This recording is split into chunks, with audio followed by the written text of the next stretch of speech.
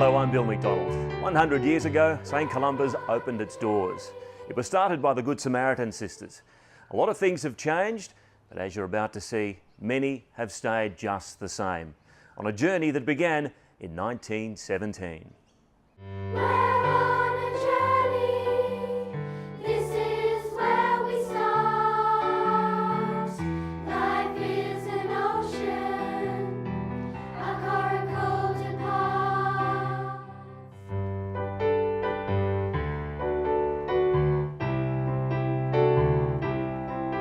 The community has always been very supportive of the teachers. The parents have always been very supportive of the teachers. And I think that's what makes it such a fantastic school all the way along. Teachers here are dedicated to the core. I've not worked with any teacher who wouldn't give their right arm for a kid in their class. Everybody who comes to this school is hardworking, dedicated, very professional, and bring a lot of talent.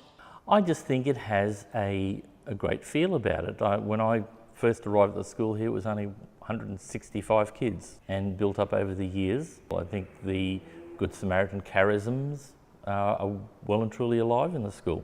Apart from the teaching and the example of the nuns, there was this, what I would say was a faith-filled community, that the experience of the faith wasn't something that was just taught, but it was something you could feel. I would definitely recommend someone to send their child to St Columba's because it's just such a good school. Everyone's so friendly. The teachers there, they teach really well. They're always friendly, and I just tell them to send their child here.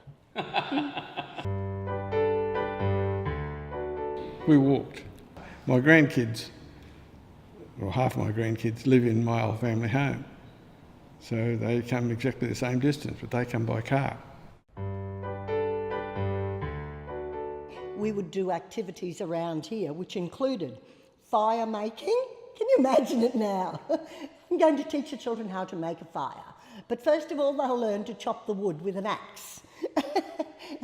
Can't you just see it? I do remember there was one boy in our class that was a bit defiant. I mean, that was the ultimate crime, to defy. To be disobedient was bad, but to defy, that was really bad.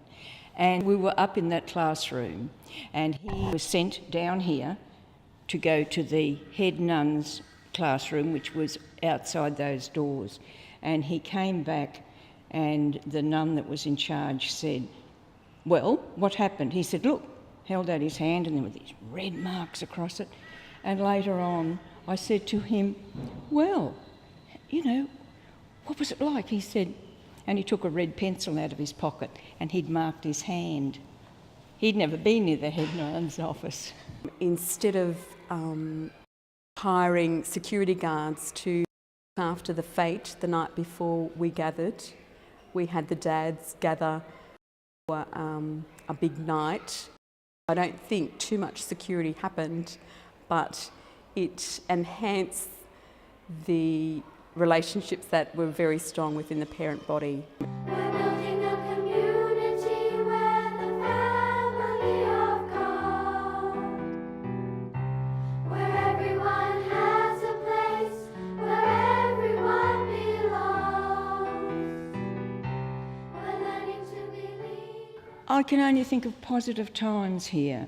I can't think of any times where I didn't want to go to school. It was the camaraderie of the kids, and it was a very safe, secure atmosphere and no bullying. Our grandchildren studied here, it had that feeling of belonging. I think it's the caring attitude that's here at the school as well. Every principal has been able to allow the staff to use their gifts. And I think that's what makes it a special school too. I really like making friends there. It's great and it's really fun. We help each other when they're hurt. We try not to be mean to each other. One big family. People come back who grew up here to buy back into this area simply to send their children to St Columba's, and I think that says a lot of what it's like, that they loved it so much that they wanted their children to be part of it too. everybody was friends with everybody, it seemed. You know, everybody was so friendly and... The Wilston Warriors. Yeah, it was really... We called ourselves. Sandwiches didn't improve much in summer. The greaseproof paper sort of got a bit soggy. I don't think we had tuck shop. No, we didn't have tuck shop. We had free milk though. God's love will guide us. Reach out to our friend. We will help each other. Reach the shore again. We want to build. So the sisters really took on classes that were large in number, with limited resources, both financially and physically, in terms of having what we take for granted now, in having classrooms that are so well resourced. We used to have big long desks. We used to all sit in desks. Our library was a cupboard on that back wall. The whole school was in this building. I started underneath this building. Grade 1 was underneath and grade 2 was next door to that. I think grade 3 was here and it was on the little side veranda. Grade 4 was in. Little desks and slates and slate pencils, and my writing was still probably as bad then as it is now. You used to sharpen your slate pencils on the concrete before school in the morning. We're a very compliant generation really, and probably still are. We want to build a better world where every voice is heard. I can remember having a thing said that it was school spirit. And I remember that sort of being drilled into us. And so you were proud of your school. It's a great place to be able to bond not only with your grade but with people younger and older than you. Such a vibrant and unique community, a learning community. I think as soon as you walk in the front gate, you know you're in a special place. It's a great school because it's a really friendly community and everyone looks out for each other.